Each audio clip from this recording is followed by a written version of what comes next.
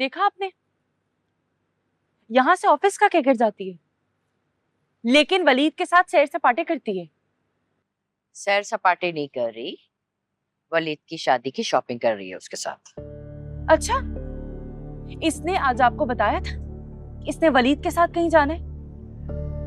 नहीं, बता के तो नहीं गई थी, लेकिन नरगिस ने बता दिया था मुझे कि उसकी तबीयत ठीक नहीं है, बीमार है, इसलिए उसे मनाहिल की जरूरत है, उसकी मदद चाहिए शॉपिंग।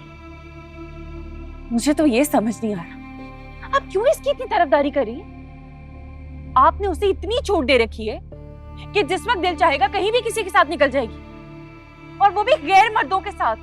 खुद सोचे। तुम और जैन क्यों पीछे पड़ गए? अब जब वो आएगी ना तो पूछ लूंगी, ठीक है? नहीं, पूछेंगी नहीं आप, बल्कि पाबंद करेंगी कि आइंदा आपसे पूछे बगैर किसी के।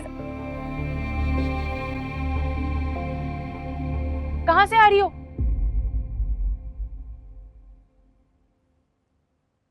तुम होती कौन हो ये पूछने वाली?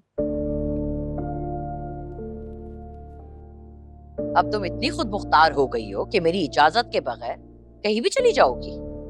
कहीं भी नहीं गई थी मैं, नरगिस आंटी के घर गई थी, उन्होंने बुलाया था मुझे। उन्होंने बुलाया था या किसी और ने? तुम्हें मुझसे इजाजत लेनी चाहिए थी।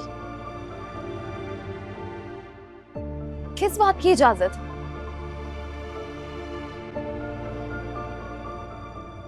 आपको पता है ना, वलीद के साथ उसकी शादी की शॉपिंग करवा रही हूँ मैं, तो फिर किस बात की इजाजत?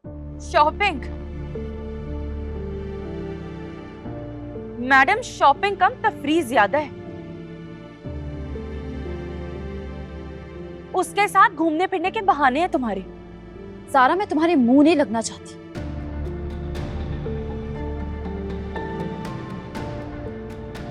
बेहतर है कि तुम खामोश रहो। क्यों खामोश रहो?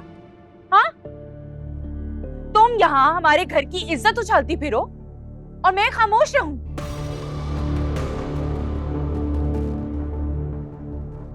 अम्मी को तो तुमने कुछ घोल के पिला दिया।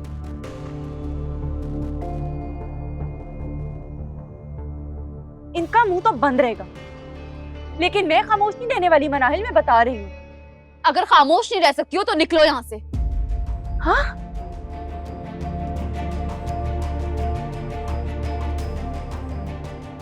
तुम होती कौन हो मुझे इस घर से निकालने वाली? इस घर की मालिक। क्या? आज तक इस घर को संभाला मेरी माँ ने, टूट फूट की मुरम्मत हमने करवाई, यहाँ तक के प्रॉपर्टी के टैक्स भी हमने भरे, और आज ये कैसे प्रॉपर्टी की मालिक बन गई? अच्छा बस, चुप कर जाओ तुम दोनों।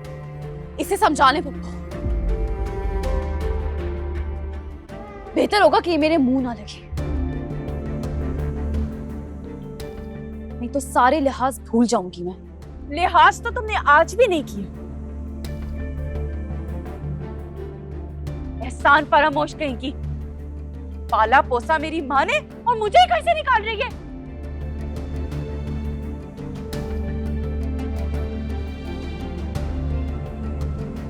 बस करो, अपनी जबान बंद रखो, मत भूलो।